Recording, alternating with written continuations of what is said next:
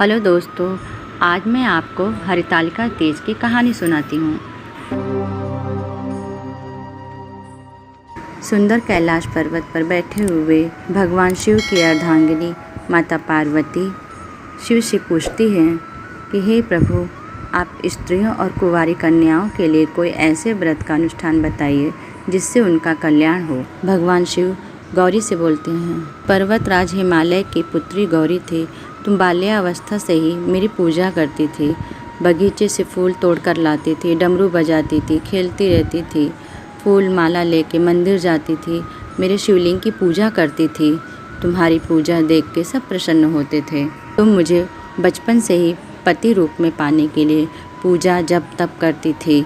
बड़ी हुई तो तुम अन्न जल त्याग कर जंगल में पूजा करती थी। बरसात में, बारिश में भीग के, धूप में खड़ी होके, ठंड के मौसम में गंगा जल में खड़ी हो कर के तुम मेरी पूजा करती थी। तुम्हारी पूजा भक्ति को देख के भगवान विष्णु अति प्रसन्न हुए। वह नारद मुनि से अपना संदेश पर्वतराज के पास भेजते हैं कि वह तुम्हारा विवाह करना चाहते हैं। नारद मुनि तुमसे आकर कहते हैं कि तुम्हारे पिता ने तुम्हारा विवाह विष्णु से तय कर दिया। यह सुनकर तुम्हें अच्छा नहीं लगा और तुम अपनी बात अपनी सखियों से बताती हो। तुम्हारी सखियाँ तुमको बहुत दूर जंगल में ले जाके एक नदी के किनारे गुफा में तुम्हें छुपा दिया। वहीं पर तुम शिवलिंग की पूजा करती थी। तुम सखियों द्वारा हरी गई थी, इसलिए इस व्रत को हरितालिका तीज के नाम से जाना जाता है। वहाँ गुफा में तुमने बालू के रेत से शिवलिंग की स्थापना की, अन्न जल त्याग कर मेरा जप तप पूजा की, रात को जागरण किया, पूजा पाठ किया और सब सामान ले जाकर नदी में विसर्जित किया। मैं तुम्हारी पूजा से बहुत प्रसन्न हुआ। वह दिन भाद्रपद के हस्त नक्षत्र में शुक्ल पक्ष की तृतीया तिथि का दिन था। इस दिन जो भी कुमारी कन्या या स्त्रियां इस व्रत को करती हैं, मैं उसे मनवांछित वर देता हूँ। मैं गौरी के इस पूजा पाठ से बहुत प्रसन्न हुआ और उसे मनवांछित वर दिया।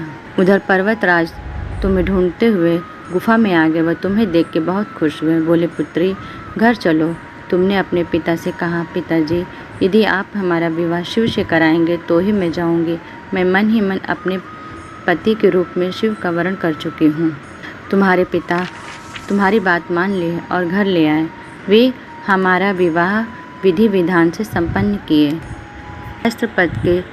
भाद्रपद के हस्त नक्षत्र में शुक्ल पक्ष की तृतीय तिथि को इस व्रत का अनुष्ठान करता है, पूजा पाठ करता है सच्चे मन से, भगवान शिव उसे मनवांछित वर देते हैं। माता गौरी उस पर प्रसन्न होती हैं। यहाँ पर हमारी कहानी समाप्त होती है।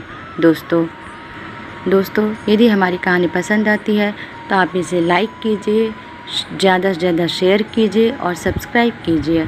अगली कहानी में फिर मिलेंगे, तब तक के लिए नमस्कार।